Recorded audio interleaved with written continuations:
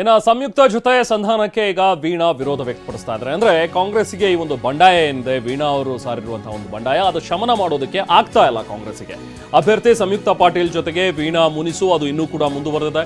ಪಂಚಾಯಿತಿ ಮಟ್ಟದಲ್ಲಿ ನಾನು ಹೋಗಿ ಜನರ ಭೇಟಿ ಮಾಡ್ತೀನಿ, ಹಾಗೆ ಅಲ್ಲಿರುವಂತಹ ನನ್ನ ಬೆಂಬಲಿಗರ ನಿರ್ಧಾರವನ್ನ ನಾನು ಕೇಳ್ತೀನಿ, ಅದಾದ ನಂತರ ನನ್ನ ನಿರ್ಧಾರ ತಿಳಿಸ್ತೀನಿ, ಬೆಂಬಲಿಗರ ಅಭಿಪ್ರಾಯವನ್ನ ಪಡ್ಕೊಂಡು ಅದಾದ ಮೇಲೆ ನಾನು ನಿರ್ಧರಿಸ್ತೀನಿ ಅಂತ ಹೇಳಿ ವೀಣಾ ಕಾಶಪ್ಪನವರವರಿಗೆ ಹೇಳಿದ್ದಾರೆ. ಫೇಸ್ಬುಕ್ ನಲ್ಲಿ ಒಂದು ಫೋಟೋವೊಂದಿಗೆ ಒಂದು ಸಂದೇಶವನ್ನ ಕೂಡ ನೀಡಿರುವಂತದ್ದು ನಾವು ಕೂಡ ಗಮನಿಸಬಹುದು. ಆ ಒಂದು ಫೋಟೋವನ್ನ, ನನ್ನ ನಡೆ ಸ್ವಾಭಿಮಾನದ ಕಡೆ, ಇನ್ನು ಕೆಲವೇ ದಿನಗಳಲ್ಲಿ ಬಾಗಲಕೋಟೆ ಲೋಕಸಭಾ ಮತಕ್ಷೇತ್ರದ ಪ್ರತಿ ಪಂಚಾಯತ್ಗಳಿಗೆ ನಾನು ಹೋಗ್ತೀನಿ, ಸೊ ಅಲ್ಲಿ ಹೋಗಿ ನಾನು ಅಭಿಪ್ರಾಯವನ್ನು ಸಂಗ್ರಹಿಸ್ತೀನಿ ಅನ್ನುವಂಥ ಒಂದು ಮಾತುಗಳನ್ನು ಹೇಳಿದ್ದಾರೆ. ಸೊ ಮತ್ತೊಂದು ಕಡೆ ಈಗಾಗಲೇ ಸಂಯುಕ್ತ ಪಾಟೀಲ್ ಅವರು ಅಭ್ಯರ್ಥಿಯಾಗಿ ಕಣದಲ್ಲಿದ್ದಾರೆ. ಬಟ್ ಸಂಯುಕ್ತ ಪಾಟೀಲ್ ಅವರನ್ನ ಗೆಲ್ಲಿಸಿಕೊಂಡು ಬರುವಂತಹ ಒಂದು ಮಹತ್ತರವಾದಂತಹ ಜವಾಬ್ದಾರಿ ಅವರ ತಂದೆ ಶಿವಾನಂದ ಪಾಟೀಲ್ ಅವರಿಗಿದೆ. ಸೊ ಹಾಗಾಗಿನೇ ನಿನ್ನೆ ಶಿವಾನಂದ ಪಾಟೀಲ್ ಅವರು ಒಂದು ಸಂಧಾನ ಸಭೆಯನ್ನು ನಡೆಸುವಂತಹ ಒಂದು ಪ್ರಯತ್ನವನ್ನ ಮಾಡಿದ್ರು. ಆದ್ರೆ ವೀಣಾ ಕಾಶಪ್ಪನವರು ಅಲ್ಲಿ ಹೌದು ಒಪ್ಕೊಂಡಿದ್ದಾರೆ ಅನ್ನುವಂಥದ್ರ ಬಗ್ಗೆ ಶಿವಾನಂದ ಪಾಟೀಲ್ ಅವರು ಹೇಳ್ಕೊಂಡ್ರು. ವೀಣಾ ಕಾಶಪ್ಪನವರಾಗ್ಲಿ ಅಥವಾ ಮನಸ್ವಿ ಹೆಗಡೆ ಅಣಬೆ ಮೌಲ್ಯವರ್ಧನೆ ಮಾಡಿ 50% ಲಾಭ ಗಳಿಸ್ತಿದ್ದಾರೆ. ನೀವು ಕೂಡ ಅವರಿಂದ ಕಲಿಬೇಕಾ? ಅವ್ರ ಜೊತೆ ವಿಡಿಯೋ ಕಾಲ್ನಲ್ಲಿ ಮಾತಾಡಬೇಕಾ? ಈಗಲೇ ಫ್ರೀಡಮ್ ಆಪ್ ಡೌನ್ಲೋಡ್ ಮಾಡಿ. ಅವರ ಪತಿ ಕಾಶಪ್ಪನವರಾಗಲಿ ಅವರೆಲ್ಲರೂ ಕೂಡ ಒಪ್ಕೊಂಡಿದ್ದಾರೆ ಅನ್ನುವಂಥದ್ದನ್ನ ಹೇಳಿದ್ರು. ಬಟ್ ಇಲ್ಲಿ ವೀಣಾ ಕಾಶಪ್ಪನವರವರು ಒಪ್ಕೊಂಡಿರೋ ರೀತಿಯಲ್ಲಿ ಕಾಣಿಸ್ತಾ ಇಲ್ಲ. ಇನ್ನೂ ಕೂಡ ಬಂಡಾಯ ಶಮನ ಆಗಿಲ್ಲ.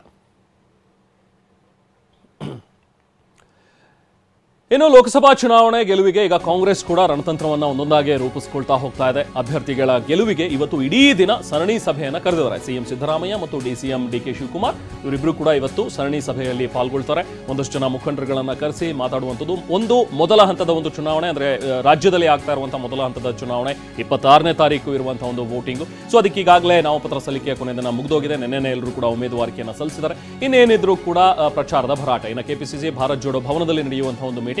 ಸೊ ನೆಕ್ಸ್ಟ್ ಹಂತದಲ್ಲಿ, ಎರಡನೇ ಹಂತದಲ್ಲಿ ಹೇಗೆ ಚುನಾವಣೆಗಳು ಏನು ನಡೆಯುತ್ತಲ್ಲ, ಇನ್ನು ಉಳಿದ 14 ಕ್ಷೇತ್ರಗಳಿಗೆ, ಉತ್ತರ ಕರ್ನಾಟಕದ ಭಾಗದಲ್ಲಿ ಇರುವಂತಹ ಕ್ಷೇತ್ರಗಳಿಗೆ ನಡೆಯುವಂತಹ ಒಂದು ಚುನಾವಣೆ, ಆ ಭಾಗದ ಮುಖಂಡರನ್ನು ಕೂಡ ಕರೆಸಿಕೊಂಡು ಅಲ್ಲಿ ಪ್ರಚಾರದ ಭರಾಟೆ ಹೇಗಿರಬೇಕು, ಅಲ್ಲಿ ಇರುವಂತಹ ಒಂದಷ್ಟು ಮುನಿಸುಗಳು, ಒಂದಷ್ಟು ಬಂಡಾಯಗಳು, ಅದನ್ನು ತಣಿಸುವ ಒಂದು ನಿಟ್ಟಿನಲ್ಲೂ ಕೂಡ ಹೇಗೆ ಕಾರ್ಯಪ್ರವೃತ್ತವಾಗಬೇಕು ಅನ್ನುವಂಥದ್ರ ಬಗ್ಗೆ ಇವತ್ತು ಕಾಂಗ್ರೆಸ್ ಸರಣಿ ಮೀಟಿಂಗ್ಗಳನ್ನು ಮಾಡ್ತಾ ಇದೆ.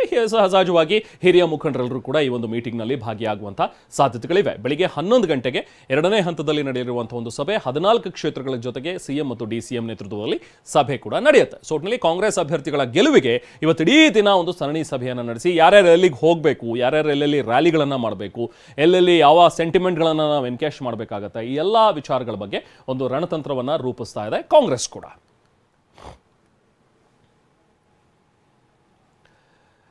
ಈ ನಡುವೆ ಶಿವಮೊಗ್ಗದಲ್ಲಿ ಬಿಎಸ್ವೈ ಕುಟುಂಬದ ವಿರುದ್ಧ ಬಂಡಾಯ ಸಾರಿರುವಂತಹ ಈಶ್ವರಪ್ಪ ನಿನ್ನೆ ದೆಹಲಿಗೆ ಹೋಗಿ ಬಂದ್ರು. ಸ್ವತಃ ಅಮಿತ್ ಶಾ ಅವರು ಅವರನ್ನ ದೆಹಲಿಗೆ ಕರೆಸ್ಕೊಂಡಿದ್ರು. ಆದರೆ ಮಾತಾಡದಲ್ಲೇ ವಾಪಸ್ ಕಳಿಸ್ಕೊಟ್ಟಿದ್ದಾರೆ. ಸಹಜವಾಗಿ ಬೇಸರ ಮಾಡಿಕೊಂಡು ಈಶ್ವರಪ್ಪ ಅವರು ವಾಪಸ್ ಬಂದಿದ್ದಾರೆ. ಇದ್ರ ಬಗ್ಗೆ ಸಿಎಂ ಸಿದ್ದರಾಮಯ್ಯ ಕೂಡ ಮಾತನಾಡ್ತಾ ಅವರೇನಾದರೂ ಪಕ್ಷೇತರವಾಗಿ ಸ್ಪರ್ಧಿಸಿದ್ರೆ ಬಿಜೆಪಿಯವರೇ ಅವರನ್ನ ಮುಗಿಸ್ತಾರೆ ಅಂತ ಹೇಳಿದ್ದಾರೆ. ಆ ಈಶ್ವರಪ್ಪನ ಬಿಡಲ್ಲ ಅವರು. ಒಂದ್ ವೇಳೆ ಏನಾದ್ರು ಇಂಡಿಪೆಂಡೆಂಟ್ ನಿಂತುಬಿಟ್ರೆ ಈಶ್ವರಪ್ಪ ಅವ್ರ ಮೇಲೆ ಇಡಿ ಬಿಟ್ಟು ಇನ್ಕಮ್ ಟ್ಯಾಕ್ಸ್ ಬಿಟ್ಟು ಬಲಿ ಹಾಕ್ಬಿಡ್ತಾರೆ. ಈ ತರ ದ್ವೇಷದ ರಾಜಕಾರಣ ಮಾಡೋರು ಅಧಿಕಾರದಲ್ಲಿ ಇರ್ಬೇಕಾ? ಆ ಈಶ್ವರಪ್ಪನ ಬಿಡಲ್ಲ ಅವರು. ಒಂದ್ ವೇಳೆ ಏನಾದ್ರು ಇಂಡಿಪೆಂಡೆಂಟ್ ನಿಂತುಬಿಟ್ರೆ ಈಶ್ವರಪ್ಪ ಅವ್ರ ಮೇಲೆ ಇಡಿ ಬಿಟ್ಟು ಇನ್ಕಮ್ ಟ್ಯಾಕ್ಸ್ ಬಿಟ್ಟು ಬಲಿ ಹಾಕ್ಬಿಡ್ತಾರೆ. ಈ ತರ ದ್ವೇಷದ ರಾಜಕಾರಣ ಮಾಡೋರು ಅಧಿಕಾರದಲ್ಲಿ ಇರ್ಬೇಕಾ? ಇನ್ನು ಬಿಜೆಪಿಯಲ್ಲೂ ಕೂಡ ಸ್ವಲ್ಪ ಮುನಿಸು ಅದು ಮರೆಯಾದಂತೆ ಕಾಣಿಸ್ತಾ ಇಲ್ಲ. ಇನ್ನು ಹಾಸನದಲ್ಲಿ ಅದರಲ್ಲೂ ಕೂಡ ಮೈತ್ರಿ ಅಭ್ಯರ್ಥಿ ಪ್ರಜ್ವಲ್ ರೇವಣ್ಣ ಅವ್ರ ಜೊತೆಗೆ ಮಾಜಿ ಶಾಸಕ ಪ್ರೀತಮ್ ಗೌಡ ಕೈ ಜೋಡಿಸ್ತಾ ಇಲ್ಲ, ಪ್ರಚಾರಕ್ಕೆ ಎಲ್ಲೂ ಕೂಡ ಹೋಗ್ತಾ ಇಲ್ಲ. ಹೀಗಾಗಿ ಮಾಜಿ ಸಚಿವ ಸಿಟಿ ರವಿ ಅವರು ಮಧ್ಯಪ್ರವೇಶ ಮಾಡಿದ್ದಾರೆ. ಅಸಮಾಧಾನವನ್ನು ವ್ಯಕ್ತಪಡಿಸ್ತಾ ನೀವು ಹಾಗೆ ಮಾಡಬಾರ್ದು, ಪಕ್ಷಕ್ಕಿಂತ ದೊಡ್ಡ ಸಂಗತಿ ಬೇರೆ ಯಾವುದೂ ಇಲ್ಲ, ಅಪಸ್ವರ ಇಲ್ಲದೇ ರೀತಿ ನೀವೆಲ್ಲರೂ ಕೂಡ ಒಗ್ಗೂಡ್ಕೊಂಡು ಕೆಲಸ ಮಾಡಬೇಕು ಅನ್ನುವಂಥ ಒಂದು ಸಂದೇಶವನ್ನು ಕೂಡ ಕೊಟ್ಟಿದ್ದಾರೆ ಸಿಟಿ ರವಿ ಅವರು. ನಾನು ಕಾರುವಾಗಿ ಮಾತಾಡ್ತಿದ್ದೆ, ಈಗ ಎಲ್ಲರೂ ವಿಶ್ವಾಸಕ್ಕೆ ತಗೊಂಡು ಹೋಗೋಕ್ಕೆ ರಾಜಕೀಯ ಎಲೆಕ್ಷನಲ್ಲಿ ಗೆಲ್ಸೋದಕ್ಕೆ ಬಂದಿಲ್ವಾ? ಇವತ್ತು ನಾನು ಬಂದಿದ್ದೀನಿ, ನಾಳೆ ಪ್ರೀತಮ್ ಗೌಡರು ಬರ್ತಾರೆ. ಬರಲೇಬೇಕ್ರಿ, ಬರಲೇಬೇಕು. ದೇಶಕ್ಕಿಂತ ದೊಡ್ಡ ಸಂಗತಿ ಇನ್ನೊಂದು ಯಾವುದೂ ಇಲ್ಲ, ಪಕ್ಷಕ್ಕಿಂತ ದೊಡ್ಡ ಸಂಗತಿ ಇನ್ನೊಂದು ಯಾವುದೂ ಇಲ್ಲ. ನಾನು ಫೋನ್ನಲ್ಲಿ ಮಾತಾಡಿದೆ ಇಲ್ಲಿ ಬರಬೇಕಾದ್ರೆ. ಹೀ ಈಸ್ ಅವರ್ ಲೀಡರ್, ನಮ್ಮ ಸ್ಟೇಟ್ ಜನರಲ್ ಸೆಕ್ರೆಟರಿ.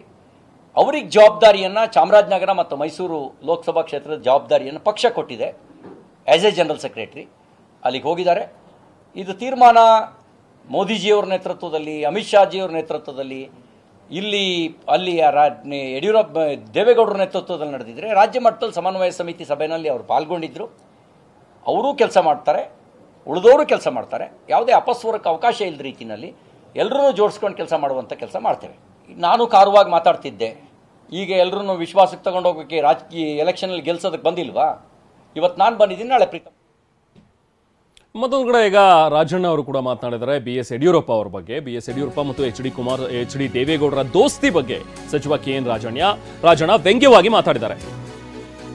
ಈ ಹಿಂದೆ BSY ಅವರನ್ನ ದೇವೇಗೌಡರು ಬೈದಿದ್ರು, ಈಗ ಸೋಲ್ಸಿದವರನ್ನ ಪಕ್ಕದಲ್ಲಿ ಕೂರಿಸ್ಕೊಂಡು ಪ್ರಚಾರಕ್ಕೆ ಬಂದಿದ್ದಾರೆ ಅಂತ ಹೇಳಿ ದೇವೇಗೌಡ BSY ದೋಸ್ತಿಗೆ ಸಚಿವ ರಾಜಣ್ಣ ವ್ಯಂಗ್ಯ ವ್ಯಕ್ತಪಡಿಸಿದ್ದಾರೆ. ಸೋಲಿಸಿದವರನ್ನ ಸೋಲ್ಸಿ ಅಂತ HDD ಕೇಳ್ತಾ ಇದ್ದಾರೆ, ಈಗ ಹೇಳ್ತಾ ಇದ್ದಾರೆ ಅನ್ನುವಂಥ ಒಂದು ಮಾತು. ಇದು ರಾಜಣ್ಣ ಅವರು ಆಡಿರುವಂತಹ ಒಂದು ಮಾತುಗಳು. ಅಂತ ಬೈದಿರ್ಲಿಲ್ವಾ? ಜ್ಞಾಪಕ ಇದೆಯಾ ನಿಮ್ಗೆಲ್ಲ? ಐತಾ ಇಲ್ವೋ? ಐತಲ್ವೇನ್ರಿ? ಜೊತೆಲಿ ಹೆಂಗ್ ಬಂದ್ರಿ ಇವ್ರು ಮತ್ತೆ? ಅವೆಲ್ಲ ನಾನ್ಗೆ ಅಂತ ಹೇಳಿದ್ದು ನನ್ನ ಹತ್ರ ದಾಖಲೆ ಇದೆ. ಬೈದ ಮೇಲೆ ಅವ್ರ ಜೊತೆಲಿ ಹೆಂಗಪ್ಪ ಬಂದು ಇವ್ರಿಗೆ ಒಟ್ಟಿಗೆ ಹೇಳ್ತಾರೆ? ಇವ್ರಿಗೆ ಏನಪ್ಪ ನೈತಿಕತೆ ಇದೆ ಮಾತಾಡೋರಿಗೆ? ನೋಡ್ರಿ, ಹೊರಗಡೆ ಸೋಲೋದು ಗ್ಯಾರಂಟಿ, ಅದ್ರ ಬಗ್ಗೆ ಪ್ರಶ್ನೆ ಮಾಡೋದೇ ಬೇಡ. ನಿಮ್ಗೆಲ್ಲ ಗೊತ್ತಿಲ್ವೇನ್ರಿ?